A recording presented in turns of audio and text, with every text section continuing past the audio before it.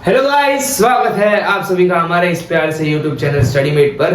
Thermodynamics chapter एकदम अच्छे से चल रहा है और 2 लेक्चर कंप्लीट हो चुके हैं, जिसमें मैंने पहला लेक्चर तो इंट्रोडक्टरी था, हमेशा का ऐसा ही होता है हमारा, जिसमें मैंने हीट के बारे में और थर्मल इक्विलिब्रियम के बारे में बताया था। और लेक्चर नंबर 2 में मैंने बहुत इंपॉर्टेंट चीज बताई थी कि इंटरनल एनर्जी क्या होती है, उसके बारे में डिटेल में एक लेक्चर बनाया है।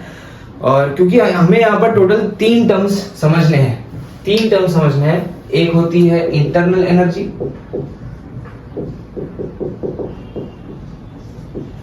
एक होती है हीट और एक होता है वर्क डन। ये 3 चीजें समझनी है, क्योंकि अभी हम लोग जो फर्स्ट लॉ ऑफ थर्मोडायनामिक्स पढ़ेंगे, जो 4 प्रोसेस होते हैं, आइसोकोरिक, आइसोबेरिक, आइसोथर्मल, एडियाबैटिक, जो 4 प्रोसेस होते हैं और जो लॉज होते हैं, उनमें ये 3 चीजें ही यूज होती है। जितने भी फॉर्मूलाज होंगे इन 3 चीजों पे ही बेस्ड होंगे, समझ गए? तो ये 3 चीजों को एकदम डीप में कवर करना बहुत जरूरी है। तो इंटरनल एनर्जी क्या होती है वो हमने पिछले लेक्चर में पढ़ लिया था। आज हम पढ़ेंगे कि हीट क्या होती है, वो तो मैंने बता दिया है पहले ही, लेकिन हीट के ऊपर कितने फॉर्मूलेज हैं और कितने तरह की हीट है, यानी कि specific heat capacity, molar specific heat capacity, CP CV पढ़ा होगा, सुना होगा स्कूल में, आपने कॉलेज में आपको टीचर बता रहे होगी, कुछ तो सुना होगा, ऐसे नहीं कि दोस्तों के साथ टाइम पास कर रहे थे, थोड़ा तो सुना ही होगा। तो आज हम वही पढ़ने वाले हैं। पहले तो मैं हीट के बारे में थोड़ा सा बेसिक नॉलेज दे दूं, किसके बारे में, हीट के बारे में। हीट क्या होता है थोड़ा अच्छे से लिख लेता हूं। हीट क्या होता है, कभी भी अगर मुझे 2 कंटेनर है, यहाँ पे कितने कंटेनर है, 2 कंटेनर है, और यहां पर समझो है 100 डिग्री सेल्सियस और यहां पर है 20 डिग्री सेल्सियस, टेम्परेचर इनकी बात कर रहा हूं। ये कंटेनर नंबर ए है, ये कंटेनर नंबर बी है। टी ऑफ ए कितना दिया है, 100 डिग्री सेल्सियस, और टी ऑफ बी दिया है 20 डिग्री सेल्सियस। अब मुझे इसमें से एनर्जी ट्रांसफर करनी है, एनर्जी एक्सचेंज करवानी है। मुझे क्या करना है, अब अगर मैं इन्हें ऐसे ही छोड़ दूं, बीच में कोई वॉल ना लगाऊं और ऐसे ही छोड़ दूं, तो इसमें क्या होगा, हीट ट्रांसफर होगा, है ना। यहां से हीट वहां जाएगी, यहां से हीट वहां जाएगी, है ना, हीट ट्रांसफर होगा। क्यों होगा, क्योंकि यहां पर क्या है, टेम्परेचर डिफरेंस है। यहां पर क्या है, टेम्परेचर डिफरेंस है। टेम्परेचर डिफरेंस है, इसलिए थर्मल इक्विलिब्रियम लाने के लिए यहां पर क्या होगा, हीट ट्रांसफर होगा। और यहां पर हीट ट्रांसफर होगा, यानी कि यहां पर जो हीट के मॉलिक्यूल्स हैं, यहां पर क्या है, हीट के मॉलिक्यूल्स हैं, वो यहां जाएंगे, ये भी यहां जाएगा, यानी कि मॉलिक्यूल्स यहां से वहां जा रहे हैं, मॉलिक्यूल्स ट्रांसफर हो रहे हैं, यानी कि इसमें से क्या ट्रांसफर हो रहा है, एनर्जी ट्रांसफर हो रहा है। कंटेनर ए से कंटेनर बी को एनर्जी ट्रांसफर हो रहा है, और हमने उस एनर्जी को क्या नाम दिया है, हीट। तो हीट को मैं क्या बोल सकता हूं, form of exchange of energy.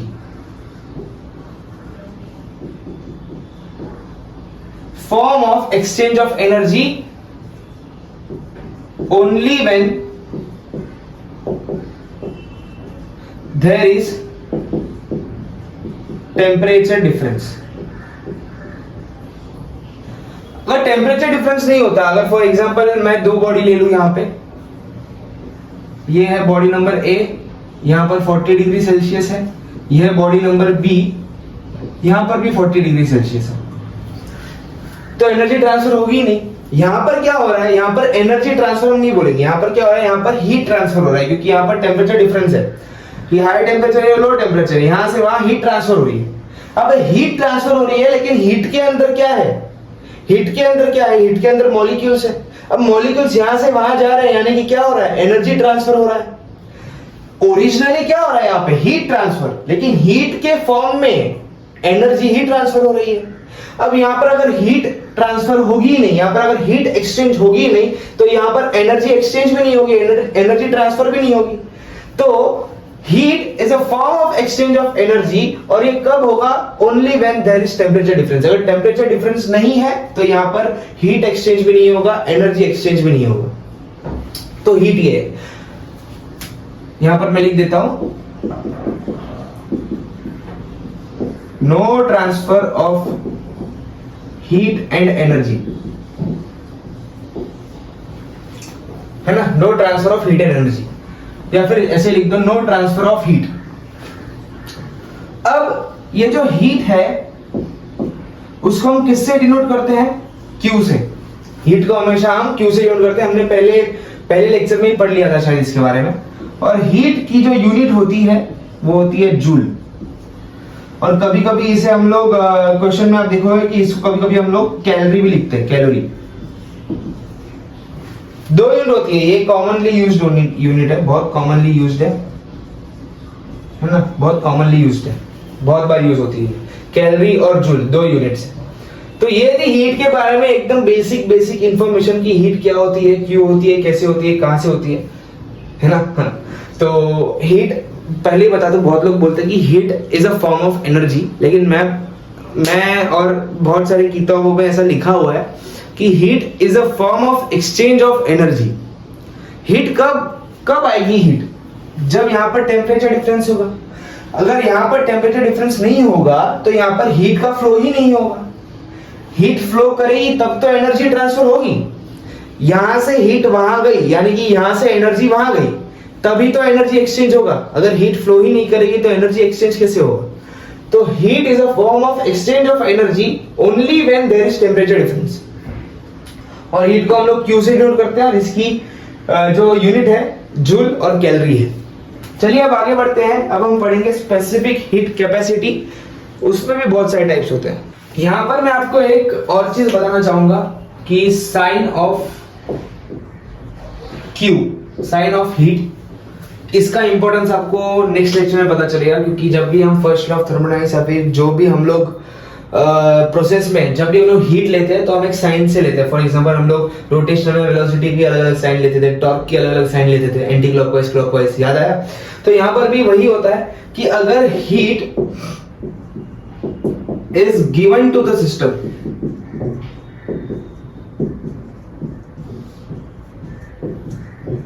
अगर हीट सिस्टम में आ रही है, हीट सिस्टम के अंदर आ रही है ना, अगर हीट सिस्टम के अंदर आ रही है तो हम उसे हमेशा पॉजिटिव लेंगे।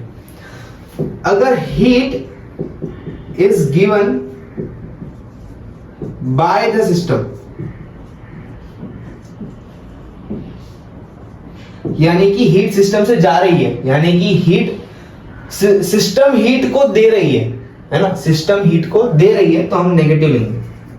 अगर तुम ही समझ लो कि अगर सिस्टम के अंदर हीट आ गई तो एनर्जी बढ़ेगी, एनर्जी बढ़ेगी तो पॉजिटिव ही होगा।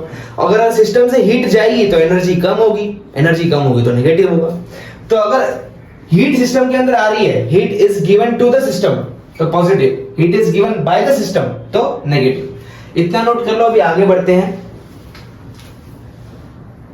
तो अब पढ़ते हैं इस लेक्चर का एकदम इंपॉर्टेंट कॉन्सेप्ट, जो है specific heat capacity. Specific heat capacity, specific heat capacity का मतलब क्या है?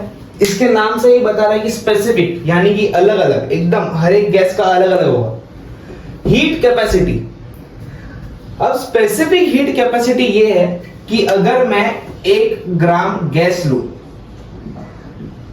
अगर मैं 1 ग्राम गैस लूं और मुझे इसका टेम्परेचर बढ़ाना है बाय 1 डिग्री सेल्सियस, मुझे इसका टेम्परेचर बढ़ाना है 1 डिग्री सेल्सियस, उसके लिए जो मुझे heat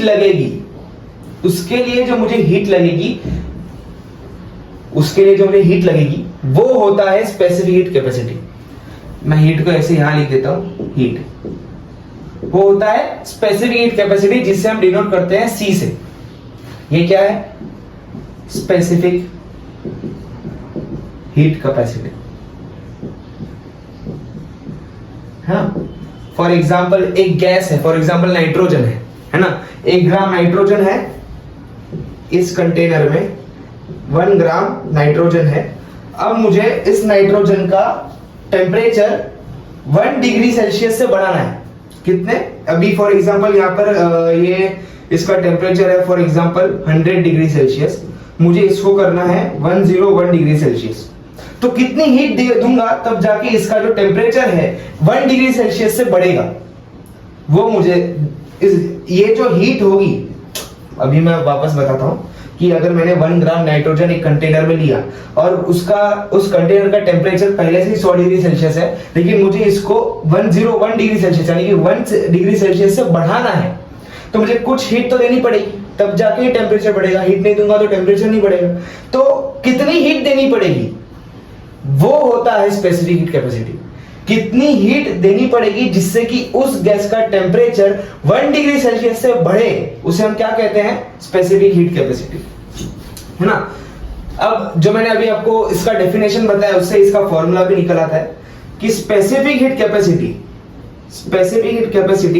is the heat required to increase the temperature of 1 unit mass by 1 unit temperature. वापस बोलो, specific heat capacity is the heat required to increase 1 unit temperature of 1 unit mass. Specific यहां पर मैं लिख देता हूं, specific heat capacity is the heat required to increase the temperature of 1 gram of gas to 1 degree Celsius by 1 degree Celsius, है ना। Specific heat capacity क्या है, heat required to increase the temperature of 1 gram of gas by 1 degree Celsius, यानी कि heat required 1 gram of gas by 1 degree Celsius. इससे इसकी unit भी निकल आती है। हीट का ऐसा यूनिट क्या है, जूल। मास का यूनिट क्या है, ग्राम, और इसका डिग्री सेल्सियस, यानी कि मैं इसको ऐसे लिख सकता हूं, जूल पर ग्राम डिग्री सेल्सियस, ये इसका यूनिट है। सी का यूनिट क्या है, स्पेसिफिक हीट कैपेसिटी का यूनिट क्या है, जूल पर ग्राम डिग्री सेल्सियस। अब कभी कभार जूल और कैलोरी में कन्वर्जन आ जाता है ना, जूल और कैलोरी में कन्वर्जन, तो यहां पर मैं लिख देता हूं कि 1 joule is equal to 4.182 calorie. मैंने उल्टा लिख दिया, 1 calorie is equal to 4.182 joule. 1 calorie is equal to 4.182 joule. समझ गए, यहां तक समझा सबको। तो अब ये तो हमने समझ लिया कि स्पेसिफिक हीट कैपेसिटी होती क्या है। अब इसके अंदर 2 टाइप्स आते हैं, स्पेसिफिक हीट कैपेसिटी के अंदर 2 टाइप्स आते हैं। पहला type A, specific heat capacity at constant volume, है ना। फॉर एग्जाम्पल मैंने एक कंटेनर लिया, है ना, एक कंटेनर लिया मैंने, ये कंटेनर है, इसके अंदर गैस है, लेकिन इसका जो वॉल्यूम है वो क्या है, कांस्टेंट है। तो इस गैस का जो स्पेसिफिक हीट कैपेसिटी होगा मैं उसे डिनोट करूंगा specific heat capacity C at constant volume. Specific heat capacity C at constant volume is equal to heat required to increase the temperature of 1 unit mass by 1 unit temperature। Same to same formula है, लेकिन सिर्फ यहां पर जो symbol है वो change हो जाता है, सी के बदले सी भी आ जाएगा। वैसे ही एट कांस्टेंट प्रेशर भी होगा, पहले इतना नोट कर लो, मैं रफ कर देता हूं। ये दूसरा है एट कांस्टेंट प्रेशर, है ना। एक है कांस्टेंट वॉल्यूम, एक है कांस्टेंट प्रेशर। अब वही मैंने कंटेनर लिया है, इसके अंदर गैस है और इसका जो प्रेशर है वो मैंने कांस्टेंट रखा हुआ है। तो इसकी, इस गैस की जो स्पेसिफिक हीट कैपेसिटी होगी वो होगी specific heat capacity C at constant pressure is equal to heat per unit mass per unit temperature. समझ गए? सेम टू सेम फॉर्मूला है, सिर्फ ये जो सिंबल है वो बदल जाता है। नीचे अगर कांस्टेंट प्रेशर है तो नीचे P लगा दो, कांस्टेंट वॉल्यूम है तो नीचे V लगा दो, बाकी पूरा जो फॉर्मूला है वो सेम है। अब इसमें बहुत बड़ा कंफ्यूजन आ जाता है कि मोलर स्पेसिफिक हीट कैपेसिटी क्या होती है और स्पेसिफिक हीट कैपेसिटी क्या होती है। एक बात हमेशा ध्यान रखना, स्पेसिफिक हीट कैपेसिटी में हम लोग 1 ग्राम, यानी कि ये क्या है, मास, हम लोग मास पे ध्यान देते हैं। ये क्या है, ये मास है। अब मोलर स्पेसिफिक हीट कैपेसिटी में ऑलमोस्ट फॉर्मूला सेम है, सिर्फ यहां पर मास के बदले मोल आ जाएगा। बताता हूं मैं, पहले इतना नोट कर लो, ये मैं रफ कर रहा हूं, क्योंकि मोलर स्पेसिफिक कैपेसिटी और इन दोनों के बीच में बहुत लोग मिस्टेक करते हैं और उनके मार्क्स यूं चले जाते हैं, है ना, और इस पे बहुत सारे क्वेश्चंस भी आते हैं।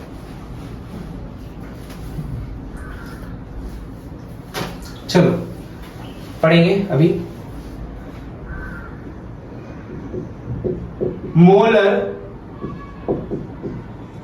या तो इधर ही डाल देता हूं,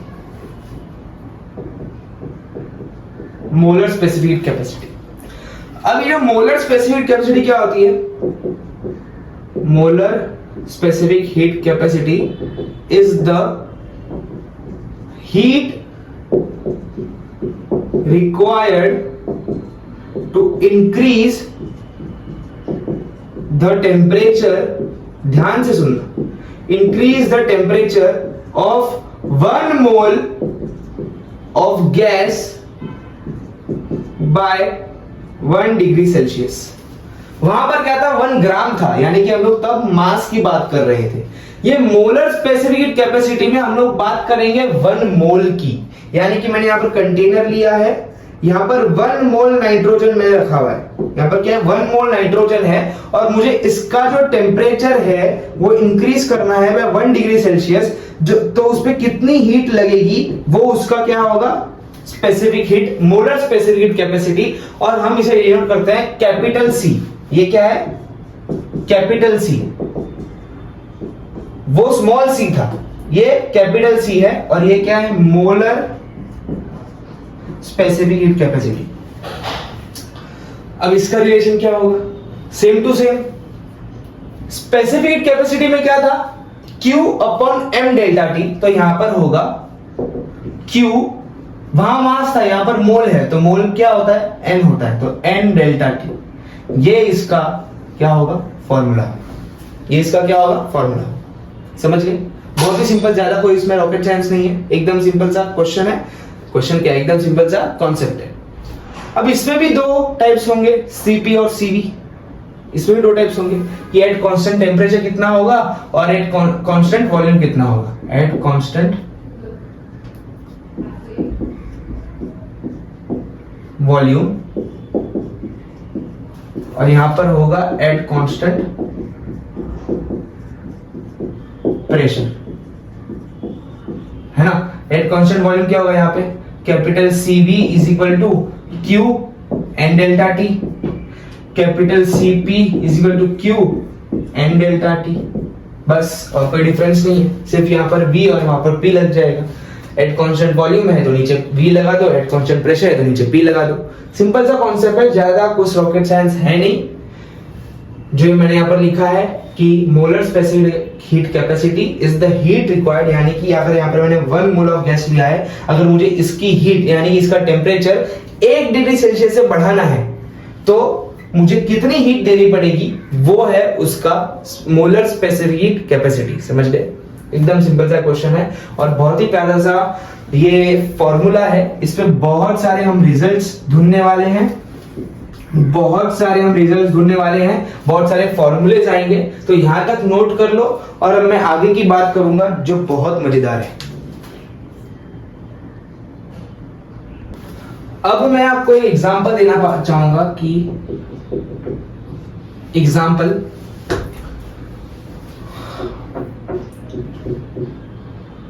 वन ग्राम वाटर का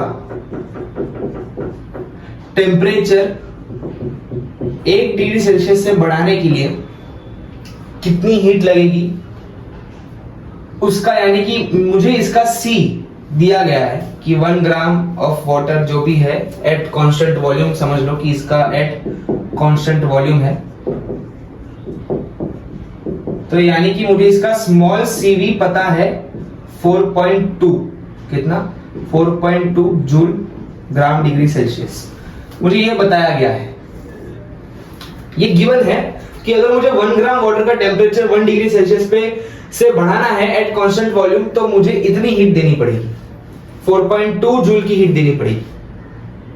मुझे पूछा है कि अगर मुझे 1 मोल ऑफ गैस यानी कि 1 मोल ऑफ वाटर का टेम्परेचर 1 मोल ऑफ वाटर का टेम्परेचर 1 डिग्री सेल्सियस से बढ़ाना है एट कांस्टेंट वॉल्यूम,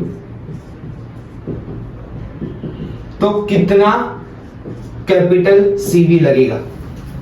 अगर 1 मोल है तो कैपिटल C, 1 ग्राम है तो स्मॉल CV। अब मुझे यहां पर देखना पड़ेगा कि कैपिटल CV का रिलेशन में कैसे निकालूं।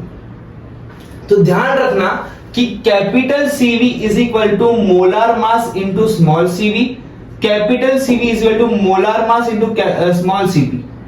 ये दो चीज याद रखना, ये बहुत सारे क्वेश्चन आपके यूं सॉल्व कर देंगे। तो कैपिटल CV कैसे निकालेंगे, molar mass into small CV।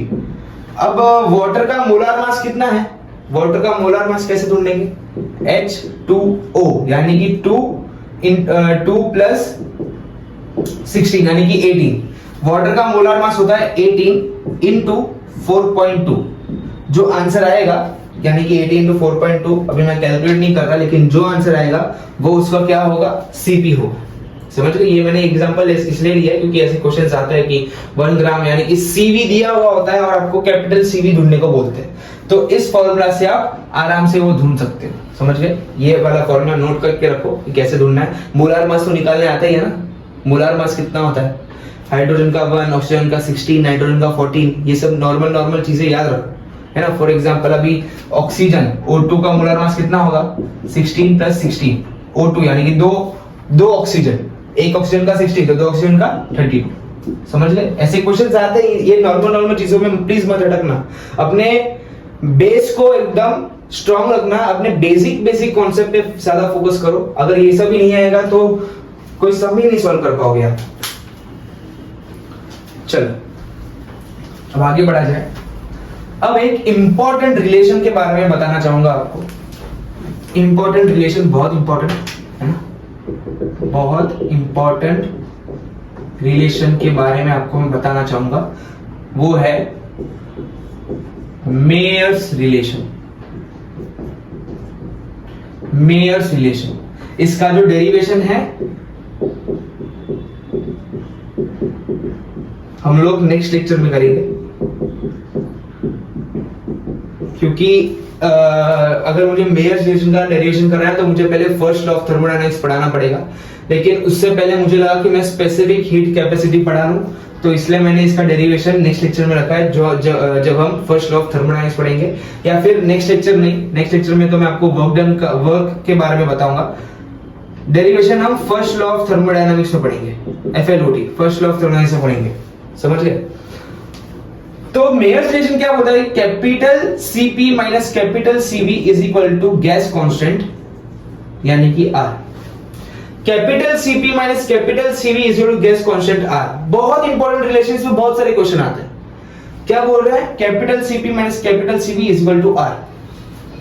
एक नीट में क्वेश्चन आया था, बहुत फेमस क्वेश्चन है वो, कि बोला है find CP minus CV of nitrogen of N2, ऐसा बोल दिया। ऑप्शन में था 14R, आपको लग रहा होगा कि डायरेक्ट आंसर R आ जाएगा, लेकिन नहीं है वो। R bye 14 28R, R upon 28, है ना। अब जब आपको ऐसा दिख जाए, अब अगर ये capital CP minus capital CV होता तो डायरेक्टली R आंसर आ जाता, लेकिन अगर R ऑप्शन में है ही नहीं, तो ये क्या बोलना चाह रहे हैं कि ये जो CP और CV है वो स्मॉल CP CV है। समझ गए, ये जो CP और ये CV आपको दिख रहा है वो स्मॉल CP CV है। आपको क्या करना है, आपको small CP minus small CV का रिलेशन ढूंढना है। यानी कि अगर मैं इस रिलेशन की बात करूं तो यहां पर कैपिटल सीपी कैपिटल सीवी है, तो इस कैपिटल सीवी को स्मॉल सीपी में कन्वर्ट करो, यानी कि capital CP is m times of CP small CP minus m times of small CV is equal to r। यानी कि m को कॉमन ले लूं तो cp minus cv is equal to r। यहां से cp माइनस cv, ये small है सारे, is equal to r upon m। अब r अपॉन नाइट्रोजन का मोलर मास होता है, 2 नाइट्रोजन है, एक का 14 होता है तो 2 का 28, यानी कि r upon 28 is the correct answer. समझ गए? r upon 28 is the correct answer. ये तो मैंने बहुत ही बेसिक सा क्वेश्चन आपको कराया है, लेकिन इस पे और एडवांस क्वेश्चन आते हैं जो हम एचसी वर्मा सर की किताब से करने वाले हैं। टेंशन लेने की जरूरत नहीं है, चलो आगे बढ़ते हैं।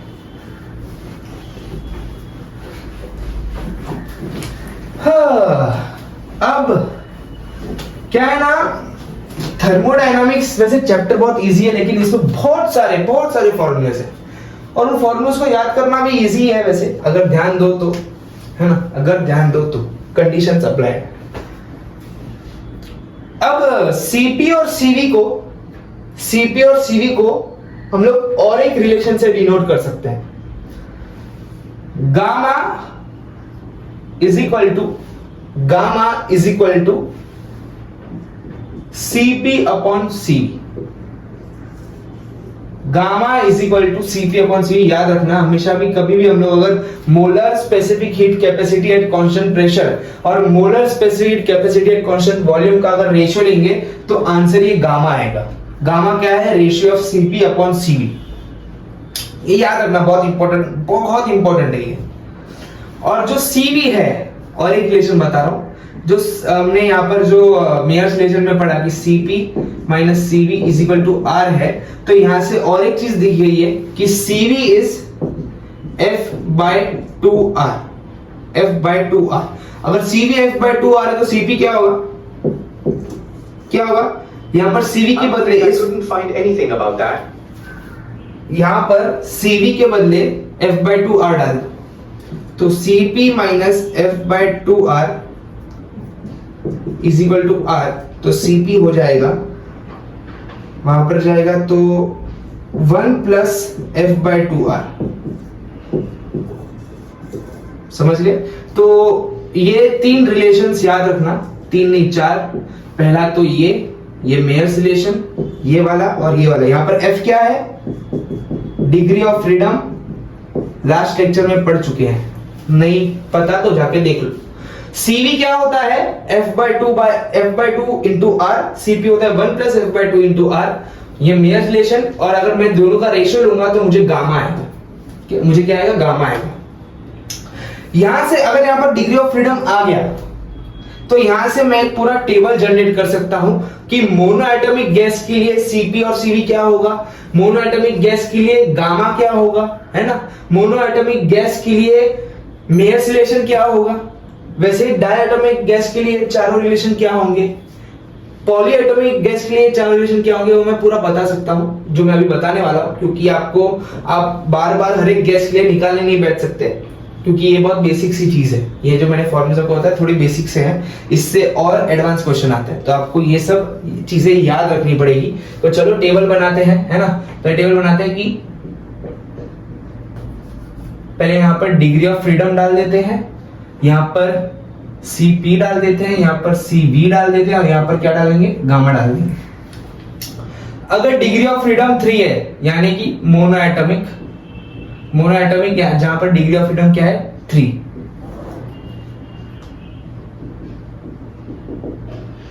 तो मोनोएटॉमिक गैस के लिए Cp क्या है? पहले Cv डालेंगे, बाद में Cp। Cv क्या है? F by 2 upon into R। तो Cv इसका क्या हो जाएगा? Cv क्या हो जाएगा? F बाय 2 यानी कि 3 बाय 2 R। वैसे ही Cp क्या होता है? 1 प्लस F बाय 2 R, यानी कि इसका Cp क्या हो जाएगा? 1 प्लस 3 बाय 2 इंटू R, यानी कि 5 बाय 2 R। गामा क्या होता है? Cp upon Cv। Cp क्या है? 5/2r और CV है 3/2r। यहां से 2 2 कैंसिल, r कैंसिल, आ गया 5/3। 5/3 कितना होगा? 3 1 जा 3, 3 6 जा 18, वापस 3 6 जा 18। तो यहां पर इसका जो गामा होगा वो कितना हो जाएगा? 5/3 यानी कि 1.66। ये सारी वैल्यूज आपको याद रखनी है। अब जब डिग्री ऑफ फ्रीडम 5 हो जाए, यानी कि जब मैं अगर डायएटॉमिक की बात करूं जिसका डिग्री ऑफ फ्रीडम 5 होता है, तो यहां पर सीपी, सीवी और गामा की वैल्यूज क्या होगी? इसका सीवी कितना हो जाएगा? F/2r यानी कि 5/2r। इसका सीपी कितना हो जाएगा? 1 + 5/2r। तो ये हो जाएगा 7/2r, है कि नहीं? 7/2r। और इसका गामा कितना हो जाएगा? CP/CV यानी कि 7/2r upon 5/2r। 2 2 cancel, r cancel, 5 1 जा 5 और 5 4 जा 20 यानी कि ये हो जाएगा 1.4। अब वैसे ही पॉलीएटॉमिक का, इसका डिग्री ऑफ फ्रीडम कितना होता है? 6 होता है। इसका सीवी कितना होगा? 6/2r। इसका सीपी होगा 1 + 6/2 यानी कि 8/2r। यानी कि ऐसे लिख सकता हूं कि ये 3r है और ये 4r है। और गामा क्या होगा इसका? CP/CV यानी कि 4r/3r। 3 1 जा 1.33 आएगा, तो इसका गामा हो जाएगा 1.33। समझ गए? ये सारी वैल्यूज आपको याद रखना है। ये सब मैं कैलकुलेशन यहां पर मिटा देता हूं, है ना? आपको सिर्फ वैल्यूज याद रखनी है।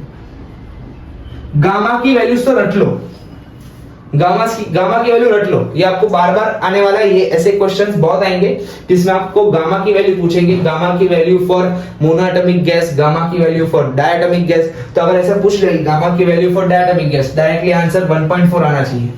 ये रट लो, गामा की वैल्यूज रट लो। इतना तो रट ही सकते हो ना, 3 ही वैल्यूज है। ये टेबल बना लेना, बहुत इंपॉर्टेंट है, बहुत हेल्प करेगा। और ये जो यहाँ पर मैंने कैलकुलेशंस किए उससे आपकी थोड़ी प्रैक्टिस भी बढ़ जाएगी कि सॉल्व कैसे करते हैं, इसमें वैल्यूज कैसे डालते हैं। ये 4 रिलेशंस हमेशा याद रखना। यहाँ पर गामा क्या होता है? दोनों का रेशियो। सीवी क्या होगा? F/2r। सीपी क्या होगा? 1 + F/2r। ये चारों रिलेशंस को एकदम याद रखना, क्योंकि बहुत इंपॉर्टेंट है। ये बहुत इंपॉर्टेंट, बहुत क्वेश्चंस आएंगे इस पे। समझ गए? तो अब यहां से मैं आपको एक क्वेश्चन अभी दूंगा सॉल्व करने के लिए कि यहां पर कैसे आप कर सकते हो। चलो आगे बढ़ते हैं, इतना छाप लो। तो एक क्वेश्चन करते हैं। ये क्वेश्चन बहुत एग्जाम्स में आ चुका है। जेईई मेंस में आ चुका है, नीट में आ चुका है, सीईटी में आ चुका है, तीनों एग्जाम्स में आ चुका है और बहुत इजी क्वेश्चन है। Find the value of gamma. Option A 1 + 2/f. Option B 1 + 3/f. Option C 1 + f. Option D f. यहाँ पर f क्या है? Degree of freedom. तो कैसे ढूंढेंगे गामा की वैल्यू? चलो सोल्यूशन में क्या आएगा? गामा क्या होता है? CP/CV बराबर, इतना तो पता ही है। CP/CV। अब CV क्या होता है? F/2r। यहां पर मैं लिख दूं, ये क्वेश्चन सारे क्वेश्चन में आया है। जेईई में आया है, नीट में आया है, सीईटी में आया है, सारे क्वेश्चंस में आ गया। बहुत इंपॉर्टेंट क्वेश्चन। और इसका जो रिलेशन आएगा वो भी बहुत इंपॉर्टेंट है। CP क्या है? 1 + F/2 × r। तो चलो डाल दो किसमें। तो गामा क्या हो जाएगा? CP क्या है? 1 + F/2 × r। और यहां पर क्या होगा? F/2r। r कैंसिल होगा यहां से। ये यहां पर मैं सॉल्व कर रहा हूं। Gamma = 1 + F/2 upon F/2। Cross multiply करवा दो, तो ये क्या हो जाएगा? 2 + F/2 अपॉन F/2। 2 2 कैंसिल, है कि नहीं? 2 2 कैंसिल। अब यहां पर क्या बचेगा? 2 + F अपॉन F एफ को दोनों से डिवाइड करो तो ये हो जाएगा 2/f प्लस 1, यानी कि 1 प्लस 2/f, यानी कि option A is the correct answer. समझ गए? समझ गए? बहुत इंपॉर्टेंट रिलेशन। एक्चुअली मुझे ये ऐसे ही दे देना चाहिए था सबके साथ। यहाँ पर ये जैसे मैंने ये बताया वैसे मुझे यहाँ पर ये भी लिख देना चाहिए था, लेकिन मैंने इसलिए सॉल्व किया जिससे कि आपको ये फॉर्मूला और ये फॉर्मूला कहाँ यूज करना, कैसे यूज करना वो पता चले, है ना। इसलिए मैंने सॉल्व करके बताया, और ये एक्चुअली क्वेश्चन था पहले, लेकिन ये फॉर्मूला इतना फेमस हो गया कि इस क्वेश्चन का जो आंसर है वो एज हम लोग फॉर्मूला यूज करते हैं अभी। तो ये एक फॉर्मूला है, नोट करके रखो, फॉर्मूला है, बहुत इंपॉर्टेंट फॉर्मूला है।